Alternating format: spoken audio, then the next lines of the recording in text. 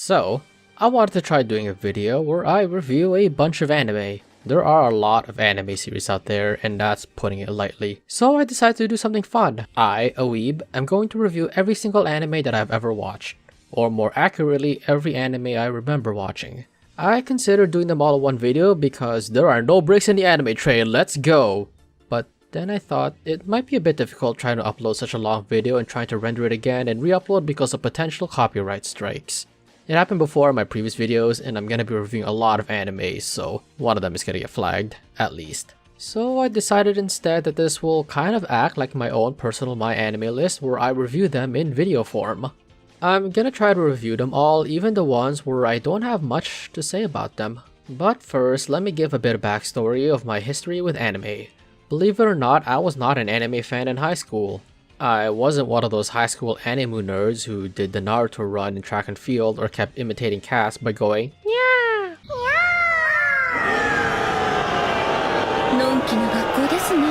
No, in high school, my knowledge of anime was limited to Pokemon, Digimon, Dragon Ball Z, Yu-Gi-Oh!, and a bit of Inuyasha, Hamtaro, maybe Cardcaptors. They were basically the anime that showed on TV after school or early Saturday mornings. As such, I will not be including them in this list, partly because I've never watched them from start to finish, and to me they feel very different compared to the rest of the anime I've watched since actually getting into the medium. It wasn't until college that I met more nerds that totally loved anime that I decided to dive into it and start asking for recommendations. I think I had this mindset before that anime was just a crappy form of media. I honestly don't remember why, but then I decided to try it because I realized that my reasons for not liking it made no sense.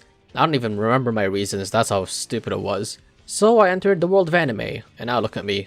I'm a fucking degenerate. And with that, let's move on to reviewing every anime I've ever seen. And I'm gonna try to do them in the approximate order I watched them in based on my memory. It's not gonna be an accurate representation of the actual order I watched them in because I never kept track, but I'm gonna try my best. Oh, and I do plan on rewatching some of these anime, mostly the ones that have faded from my memory. I'm gonna do this so I have a fresh perspective on them. Anime that I have dropped or not finished will not be included in this series. Because of this, most of these anime will be above average scores since I tend to only finish watching a season if I actually really like it.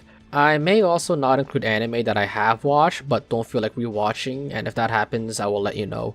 Alright, let's get this train rolling, boys and girls and everyone else. We are pulling out of the platform and heading towards the first stop.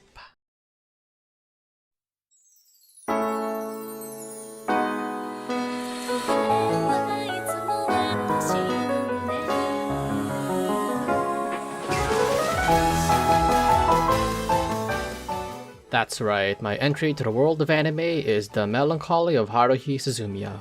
Haruhi? It's easy remembering which one was the first, and let me tell you, this was not a good first anime. No, I'm not saying this is a bad anime, it's really good, but as a level 0 anime watcher, this should not have been my first. Haruhi was not gentle to me at all, but I did have fun with it. Wait, never mind. I actually really liked it, and it gave me a good impression of what anime was like, what it could be. The characters, the art, the setting, the kawaii, and the existentialism. Now the first episode hooked the hell out of me. It was silly, funny, and was just so unconventional to me at the time. It wasn't taking itself seriously, and I really liked that. It just had an inviting mood to the anime, and it really made for a great first episode. When we get our first real episode, we get an exposition from our protagonist. And I think I should mention that Kyon is not really an engaging protagonist. Even back then, I didn't really like him, and he's not that popular to the fans either. Personally for me, the thing I don't like about him is that he doesn't drive the story or the events of the episodes forward. He's just there to be dragged around by Haruhi. He serves more of an audience surrogate role as he's introduced into the supernatural aspects of the series. He's like the only ordinary guy here, so it makes sense. Anyways, the episode begins with an explanation of how the protagonist became aware of the real world and separated reality from fiction. But he still hoped on some level that the world was not as ordinary as he thought. And here's where I really like how the series handles the supernatural part. The anime mostly takes place in high school, and in this world there are supernatural elements that are hidden from the general public.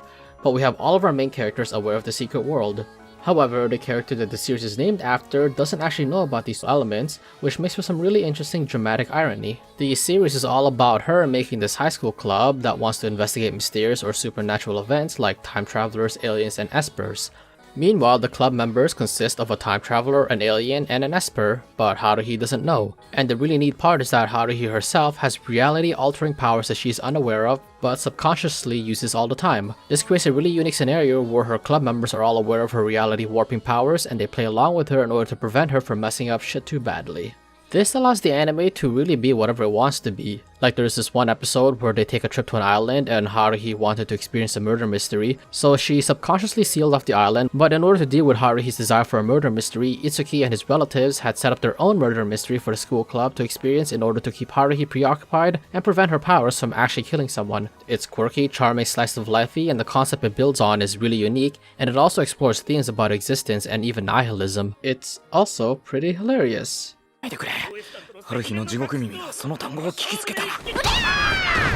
Even today, I can't really think of an anime that's similar to Haruhi in both concept and execution.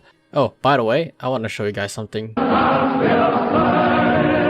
Despite the supernatural things that happen, I think the series is strongest when it doesn't actually show them, but the main big aspect of this anime that I would say is the strongest point is Haruhi's charisma. She just has so much energy and she carries every scene she's in. She's kind of like a Mary Sue, a character with few weaknesses or flaws. Actually, I don't think it's even accurate to call her a Mary Sue. She's more of like a deconstruction of that trope. It's not so much that Haruhi is a perfect version of a female from the writer's perspective, or that the universe bends itself around her, but rather she's the one who actually bends the universe itself since she's God. So she's only a Mary Sue if you take her at face value. A pretty, smart, athletic, and talented high school girl, but Haruhi is way more complex than that, so I wouldn't even call her a Mary Sue. She's aggressively active as a character, and that makes her way more compelling as a protagonist than Kyon. She doesn't really develop as a character, however, and I think that's fine because there really isn't any overarching story that's going on in the series. As I said, it's very much like a slice of life, with a few episodes dedicated to a short arc, but there's really nothing that the characters of the story strive towards from the very beginning.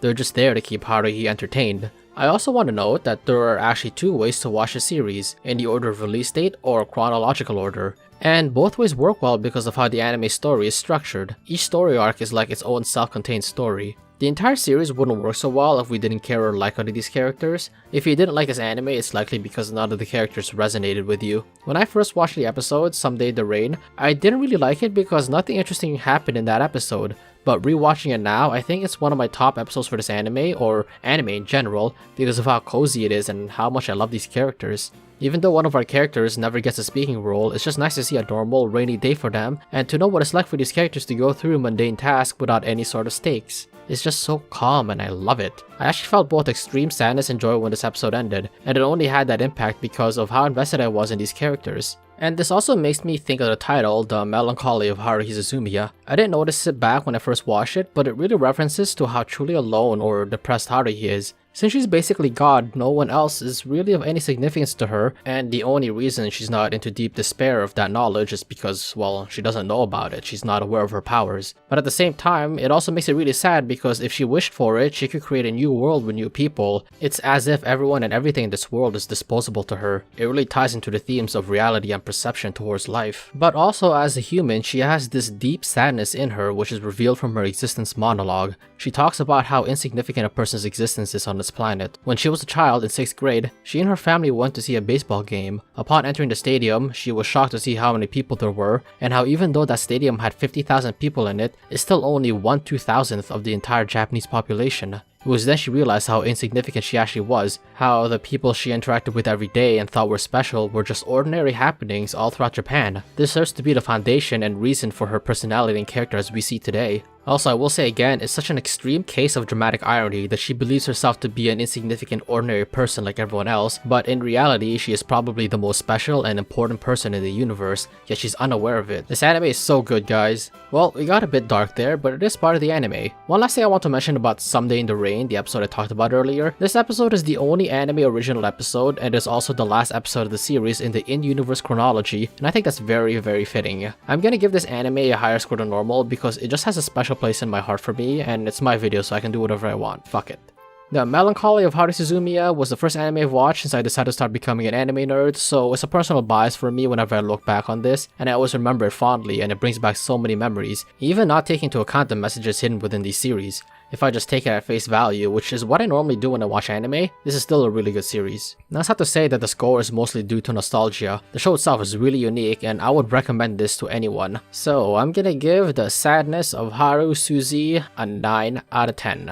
Yeah, we're starting off really high here. Normally I'd end this here, but I do want to talk about the film quickly, The Disappearance of Haruhi Suzumiya. This one goes a bit deeper into the supernatural aspects of the series, but also doesn't sacrifice any of the qualities that made the anime series so good. It also goes quite hard on its many different themes, like its commentary on life and our perception of reality. And also, Kyon is a better protagonist here. He's like actually the main protagonist, and he feels like one because he's the one pushing the plot. It was nice seeing him in a more active role and being an actual main character. The movie is quite long, but it's worth watching if you enjoy the anime series. I'm not gonna give it a score, I just wanted to mention it, but don't expect me to do this the same for every anime series with a film.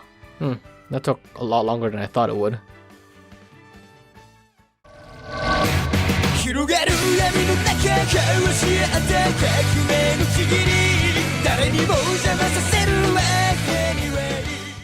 This is probably like one of my top 3 favorite anime, maybe top 5 at the lowest. And I really liked it when I first watched it, but the series has gotten even better in my eyes ever since the release of Netflix's Death Note. The film was so bad and nonsensical that it elevated the anime series to even greater heights, so I gotta appreciate it for that. Even though this anime is really old, I'm gonna try to avoid spoilers. Also, I feel that I don't really need to go into spoilers in order to say what I wanna say here. There will be one section where I talk about it, but I'll warn you guys beforehand. So, Death Note, is it good? Yeah, well, obviously. It not only has a really good concept behind it, but it also executes it to near perfection. So what's it about? The series is about a supernatural notebook known as a Death Note. By writing a human's name on it, that human will die. It's normally used by Shinigamis, but every once in a while, a Death Note finds its way onto the human world. And the world building here is really well done for a series that's mostly grounded in reality, and it does so without being overly expositionary. We are given an explanation of what the Shinigami world is like and the intricate rules of the Death Note that become important as the plot goes forward. The anime follows Light, who uses the Death Note to get rid of evil from the world by killing criminals. He is nicknamed Kira by the public, and on the flip side we have a world-renowned detective, L, trying to figure out who Kira is, and the series follows these two as they play a cat and mouse game as they try to discover each other's identity. L tries to find proof Light is Kira and how he kills people, and Light is trying to figure out how to kill L without being outed as Kira. Both these characters are really intelligent, and the audience gets to see their thought process throughout the entire series. This is a really good psychological thriller, and there's almost never a dull moment. Everything that happens in the series is precise, calculated, and serves a purpose. I'm gonna give a possibly head-ass take, and say that while Death Note is often labeled as a mystery, I don't think that's really accurate since there isn't really a mystery here to be solved. The audience already knows who Kira is, and L's true name isn't even a mystery that's revealed in the series, nor is it important for the audience to know. The story is just about how these two characters will defeat the other using their own very different views on justice as the main driving force. There is a character who is trying to solve a mystery from his own perspective using logical deduction, but these facts aren't presented to us as a viewer because again we already know who Kira is.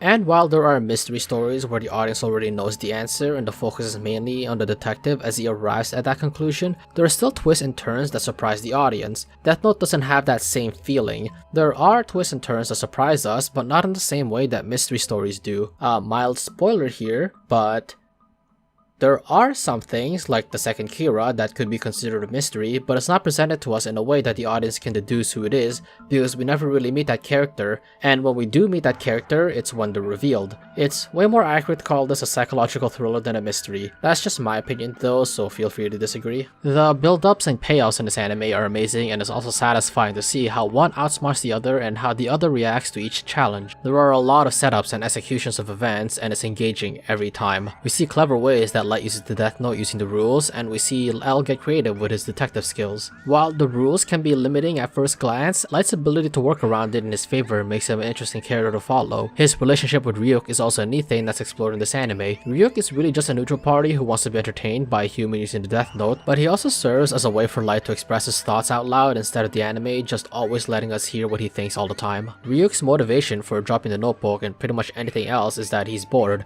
and while normally that's a weak motivation to give a character, it's fine because Ryuk isn't really a main player in this game. He's just there to give us and the human characters context of the supernatural aspects of the story. And speaking of Light, he's a really good protagonist for the series. He's kind of a dick and a bit hateable, but also likable at the same time. This is mostly due to his motivations as a character. While he's disillusioned, his reasons for committing mass murder is honestly understandable. You can't really hate him for what he's trying to do, which is get rid of criminals. It's actually mentioned in one of the episodes how in the public eye, Kira is a megalomaniac murderer, but in the internet where people are anonymous, people praise Kira. And fuck it, I'm on Team Kira. Let him kill these criminals, it's a fictional story anyways. I like seeing characters who are willing to kill to achieve their goals as long as it matches their personality. As for L, he's as good of an antagonist as Light is a protagonist. It's refreshing to see an antagonist who is actually the heroic person and a protagonist who is pretty much the villain. L is such a fun character to watch. He doesn't have a lot of energy when he's on screen, but he makes up for it with his weird and quirky personality and intelligence. But both characters are just so charismatic in their own way that it's actually difficult to solely side with one of them. He's such a cool character and he's so yummy.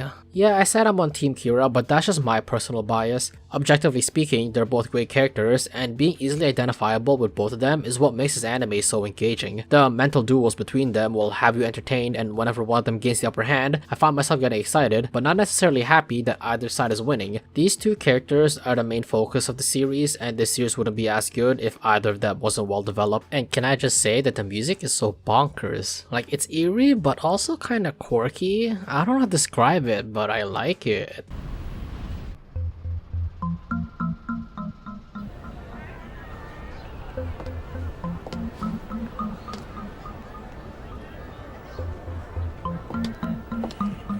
今までのキラのターゲットとは異なっている。確かに。つまりキラは FBI を消すのに罪の軽いものでも操る必要があった。23人と多いのは誰を利用したか絞り込めなくするため。実際に利用したのは数人でしょう。It helps frame the seriousness and small amounts of comedic undertones in the series. Like this anime is about a serial killer and you have moments like this. You've been staring at me for the last 2 minutes. Wait, let me guess. You must be annoyed because I'm the only one eating cake at the moment, am I right? No, that's not it. Here. Really, don't worry about it.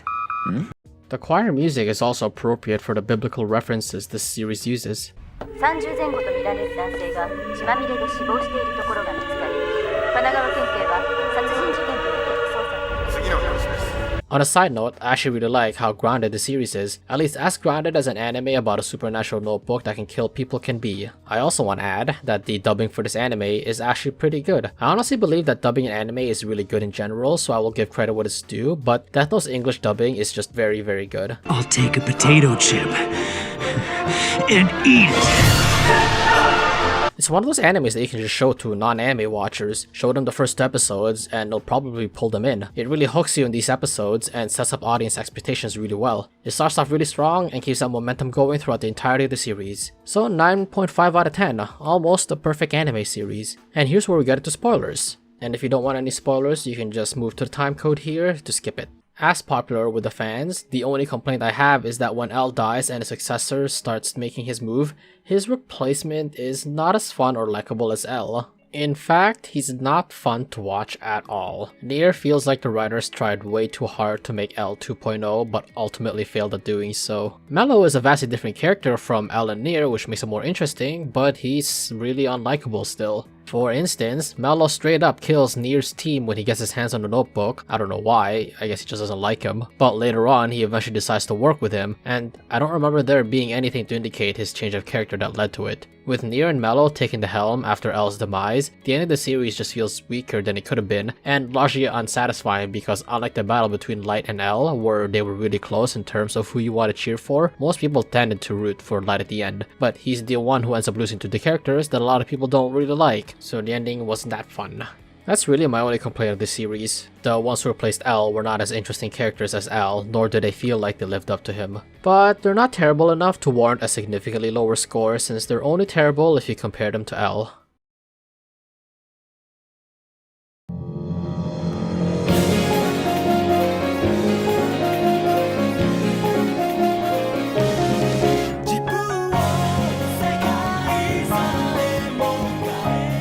Code Geass to me was kinda similar to Death Note in that it involved an intelligent protagonist that was trying to outsmart his opponents. I like to put L and Lelouch together as like these two super geniuses and always compare them together in my tiny little noob anime mind. And look, I even cosplayed as L and took this picture with a Zero cosplayer a long time ago. I've rewatched Code Geass at least twice, but it's been over 5 years since my last watch through. I recently watched the film Lelouch of the Resurrection, and I didn't really like it. I just thought that the anime was way better. So, for this review, I decided to rewatch Code Geass, and it's not as good as I remember. It's still a good anime, don't get me wrong, but there are a lot of things I had issues with that I didn't notice before. Now, I don't usually nitpick a lot when consuming media, and I can overlook a lot of things. So when there's something for me to nitpick about, then it really caught my attention. Because of this, my opinion of the series has dropped significantly. The backstory behind Code Geass is that the Holy Britannian Empire has basically conquered the entire world after being the only superpower with their takeover of Japan. And it's not enough to take over Japan, but to also erase its identity, its rights, and its culture. So basically the British doing what they do best. Oh, and this anime has mechs. Now, I've never been a fan of mecha anime, but this series did alright by me.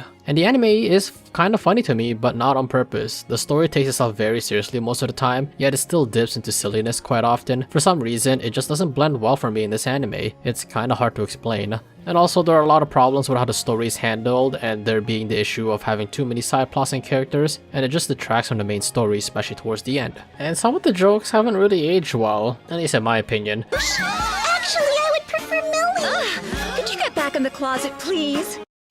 Like there's this fun slice of life like episode where a cat steals Lelouch's mask and needs to get it because, well, his identity would be exposed otherwise. The student council president finds out that a cat stole something precious to Lelouch and wants the whole school to help look for it. So she offers the person who finds the cat a kiss from someone on the student council. She doesn't even ask their permission, she just totally announces this. What if they don't want a kiss? Are you gonna make them?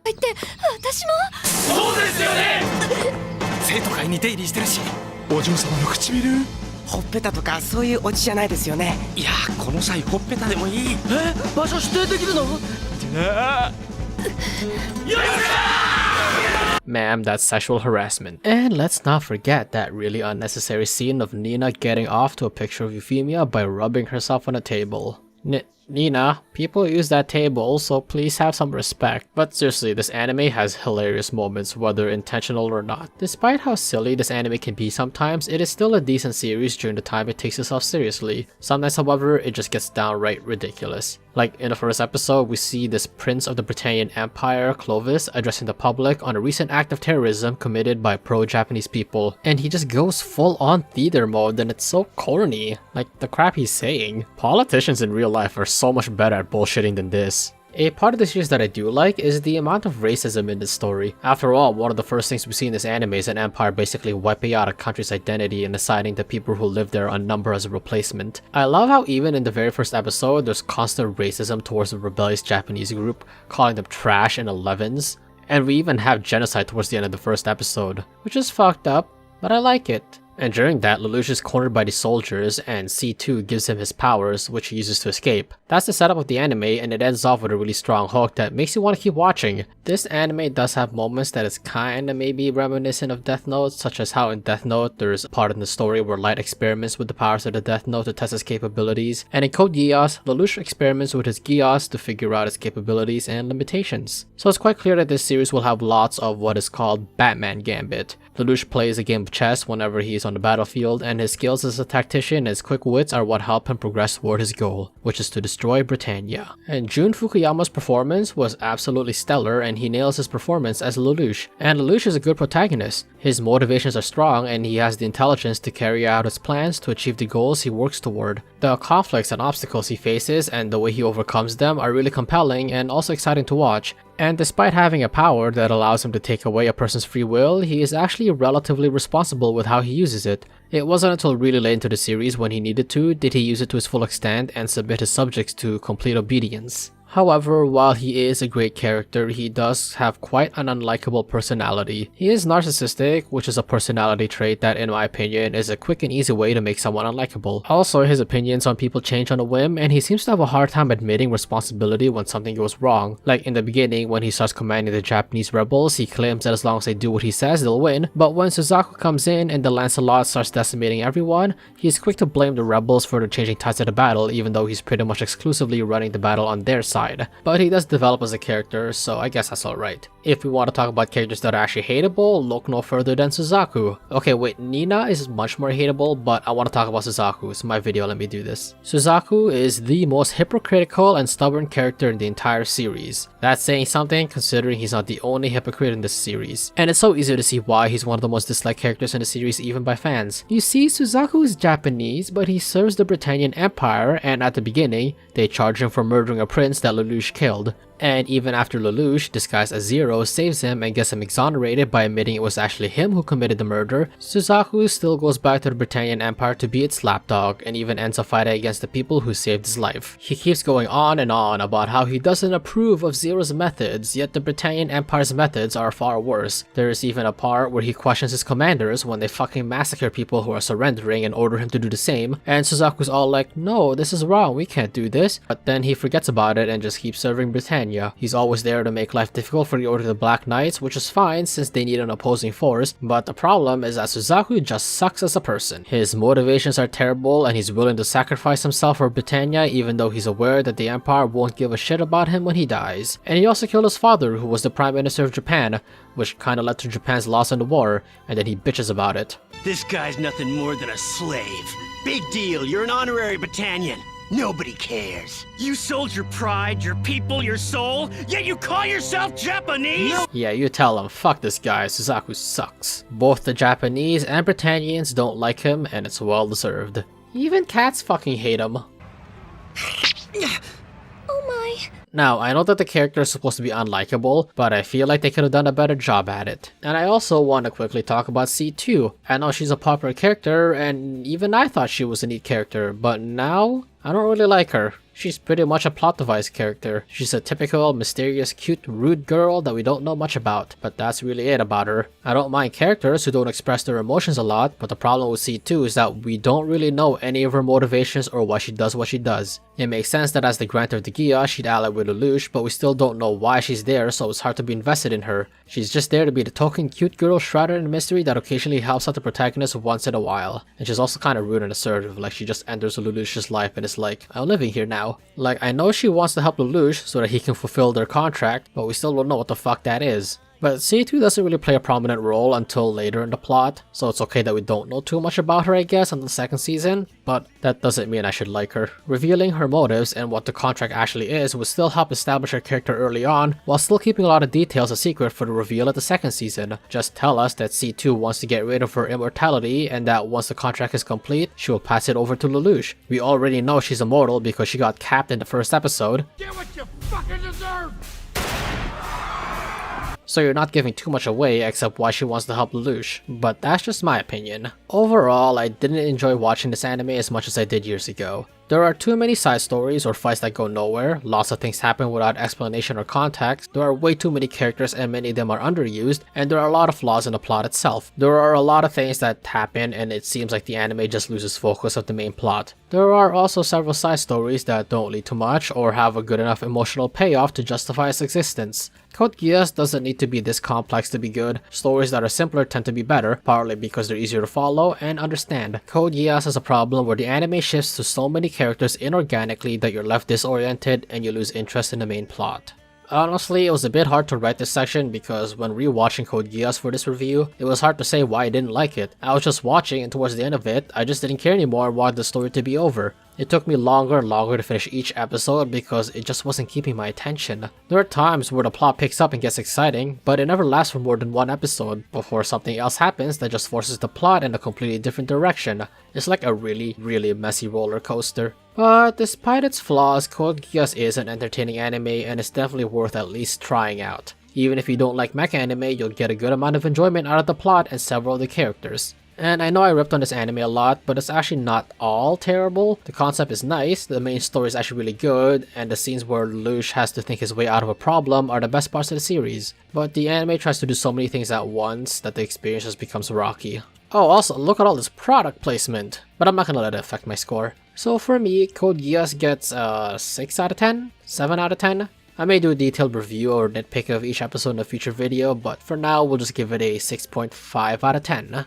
Honestly, I'm just as surprised as everyone else. I want to talk about the ending quickly, so spoiler warning, the ending is silly. Zero Requiem doesn't make any sense. The plan is for Lelouch to become a tyrant and take over the world and make him the most hated person, basically become British Hitler, but then have Suzaku, disguised as Zero, assassinate him, making Zero the hero of the world. But one of the first things he does when he usurps the throne is end the systematic oppression that his father created when he ruled Britannia. So what the fuck? How are you gonna make yourself into a hated figure for everyone to unify against if you give people on their culture back and make yourself a good person? Also, they already had a better target for focusing the world's hatred on, the Damocles. Nunnally even pointed out, and Lelouch also said that the Damocles' purpose was exactly the same as what he had in mind with Zero Requiem.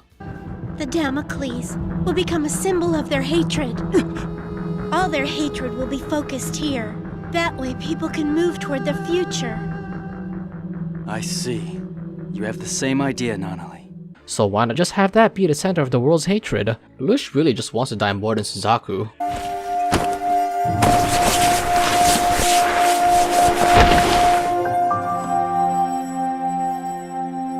Hey. So his death just feels like a failed attempt at a meaningful sacrifice. We should probably move on now.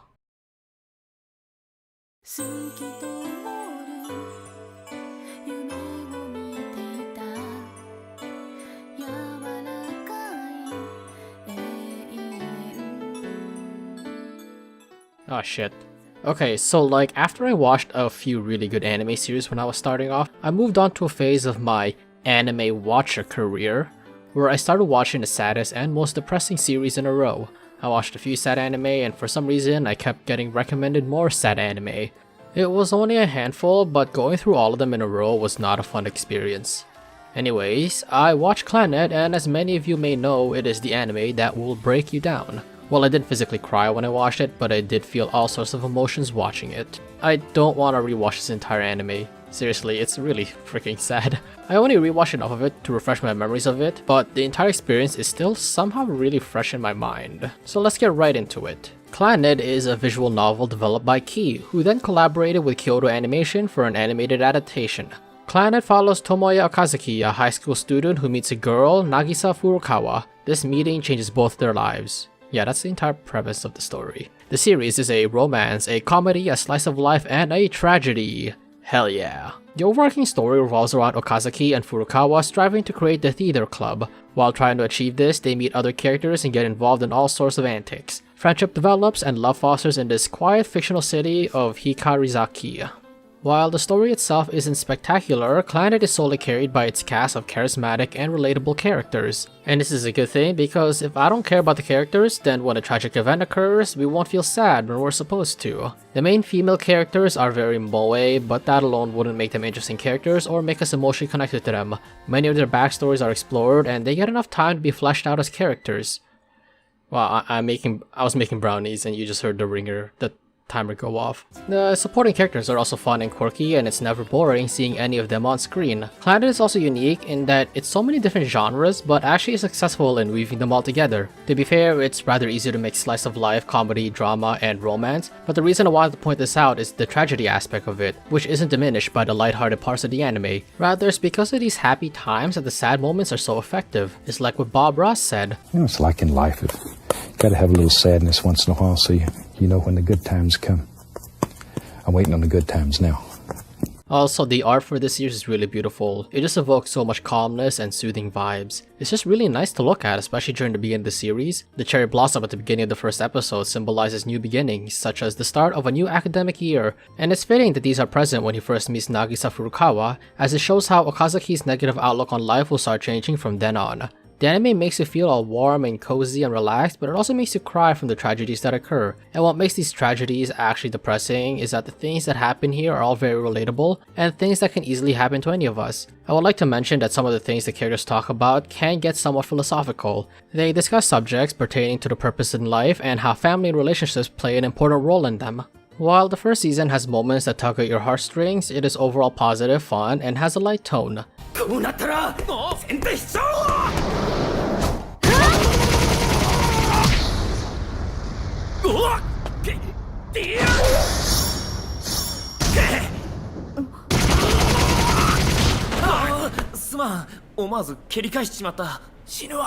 But the second season, Clannad After Story, takes on a more somber tone. It's not darker per se, but there's less humor, which reflects on our characters facing the real world after leaving high school. Although at first glance, Clannad After Story may seem like a pessimist view on the real world, it is a fact that life is fleeting and always changing. And while we pursue things that we believe may make us happy, sometimes the happiness is always right in front of us. Clannad overall is a story about the beauty of life and how even in the sad times or moments of darkness we find ourselves in, there is also beauty within it. I don't want this review to end on a sappy note, so I'm just gonna move on to the things that I didn't like. So this series does feature an otherworldly setting known as the Illusionary World, which doesn't initially have anything to do with the main story, but still has a connection with the real world, and it does become important towards the end of the series. And while I like how this is something that's introduced at the beginning and not just something that's pulled out of nowhere when the plot needs it to, it would have been nice to somehow incorporate these flashes on the ongoing plot a little better. Like, I feel as if I don't need to watch them until towards the end of the series. Other than that, I don't have much else to say about this anime, and that will probably be the case with a lot of these. Clannad is pretty good. It's fun, it's cute, it's entertaining, and it's one of those anime that is well known for its ability to make grown men cry. It's an anime that makes you feel good and also feel like shit, but in a good way. So I'm gonna have to give Clannad an 8.5 out of 10. I think that's fair.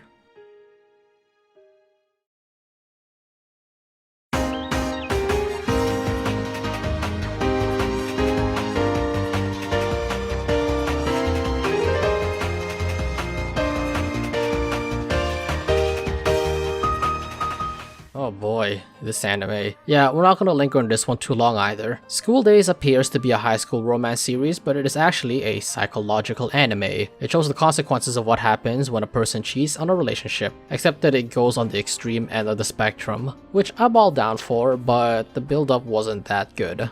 In the first episode, our protagonist, Mato Ito, attempts what is called the cell phone charm. This is when you take a picture of the person you're interested in, and if you manage to keep it as your wallpaper of your phone for 3 weeks without anyone finding out, then your love will be realized. And one of the first things that happens in the anime is that one of his classmates, Sekai Sayonji, finds out. So the anime is already telling you that things are gonna go to shit. But Sekai is such a good friend that she wants to help him hook up with his crush. At first when I saw this, I thought, oh, this looks like a cute, fun anime about high school love and relationships.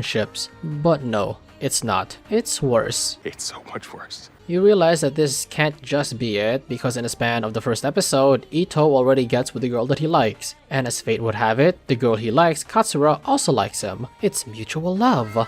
You're thinking, wait, this is going too well. Is this it? Is the anime just gonna be them hanging out as a couple and going through the typical conflicts that come with relationships? And yeah, that's kind of what happens. As I said, this anime deals with the psychological effects of cheating while in a relationship, but it's not as simple as that. The problem is that pretty much everyone here is terrible. If this was a post on our Am I the Asshole, the general consensus would be that everyone sucks here. I don't want to get too into spoilers because the way it builds up to the end is kind of interesting, even though it could have been done better, and the anime is quite known for its shocking ending. Anyways, as for the characters, the protagonist is very unlikable, and I'm pretty sure I've seen him in a list of worst anime protagonists on more than one occasion. He's selfish and shallow. He doesn't like any of the girls for who they are and is instead only interested in their bodies. His personality is also non-existent. If he was a spice, he'd be flour. Mato Ito has no redeeming qualities about him, except maybe somewhere near the end where he does have some regrets, but that isn't enough to forgive him for everything else that he's done in the anime. Sekai is incredibly manipulative, but she at least feels guilty in the course of the story and probably has the most complex character, but that doesn't make her a good person. She's terrible. She's a piece of shit. And even the side characters are dicks. Katsura is... well, honestly, I think she's mostly a victim here and literally the only likable character. She can't help who she is, and unlike the protagonist, she actually tries to change herself to better herself from him.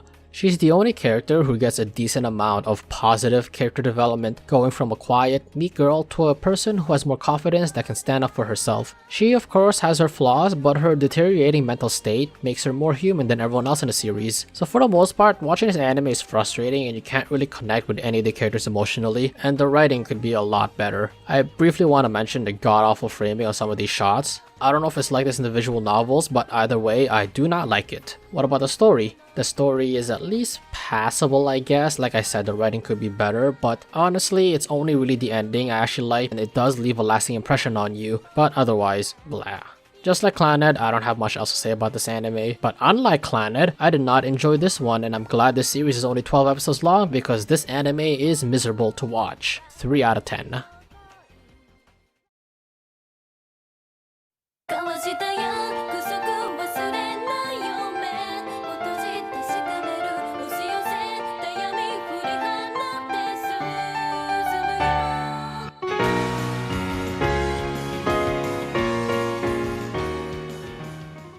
Hey, another depressing anime. Whee! This anime is pretty much legendary and it's well known for subverting the entire magical girl genre. It's a fascinating work that just does a lot of things right, from its deep emotional content to world building to a beautiful art style. I'm going to put a spoiler warning here since I feel like in order for me to talk about what makes the series good, I need to talk about the twist in the story. But honestly, there's not much I can say about this anime that others haven't already. This has been around for over a decade now and is regarded as a masterpiece. While I do agree that this is one of the best series out there, it's not personally my favorite one or one that I like to rewatch a lot, or at all actually, which is why I don't have a lot of words for it. At the beginning, we are introduced to our main characters, and the series starts off all cute and happy, just like a typical magical girl anime. We have Madoka, who has a loving family, and then we have her best friend Sayaka, and for the most part, the tone and style is really lighthearted and fun. Then we are introduced to Homura, a mysterious girl who just transferred to the school, and she is without doubt the best character in the series. The anime does a great job at dropping little hints and foreshadowing events that will come to pass, like when Madoka, Sayaka, and Hitomi are discussing Homura,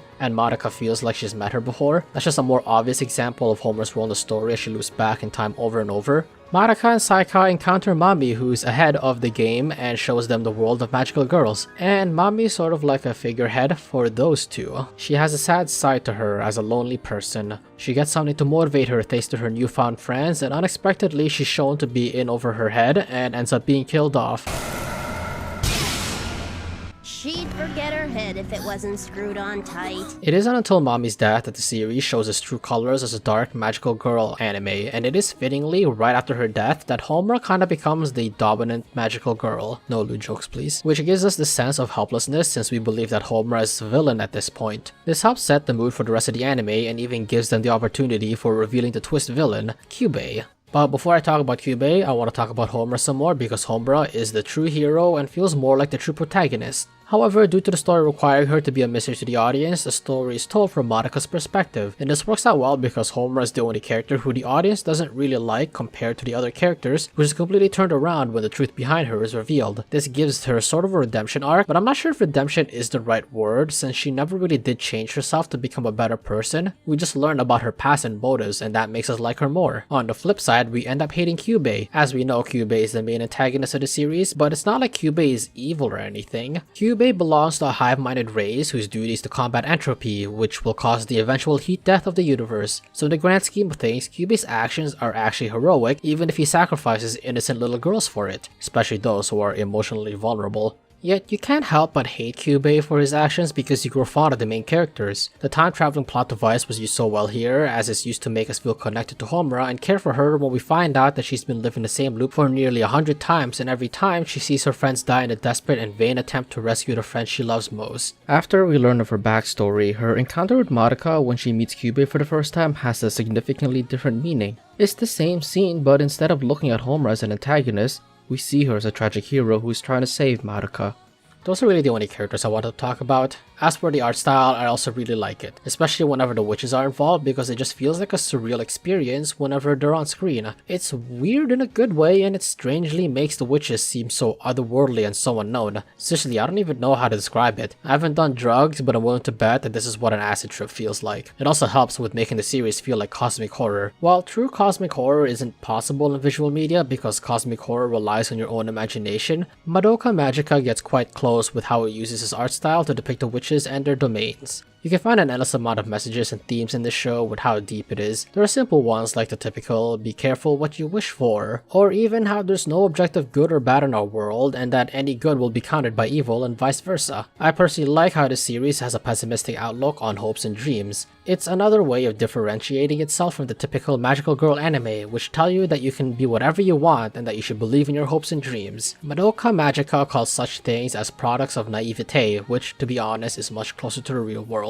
Overall, Madoka Magica still, I think I've been flipping between calling it Madoka and Madoka this entire time. Anyways, overall, Madoka Magica still stands as one of the most important anime series today and is still one of the best ones to date. While I don't personally like to rewatch it because of how depressing it is, it's precisely for that reason why it's considered one of the best animes of all time. In storytelling, one of the important things is to make the audience feel something, and this anime makes you feel. It makes you feel super hard. And that is the strongest aspect of this anime. Additionally, as I mentioned, it subverts an entire genre of anime and has had an influence in the medium. With that, I'm gonna give Madoka Magica a 9 out of 10.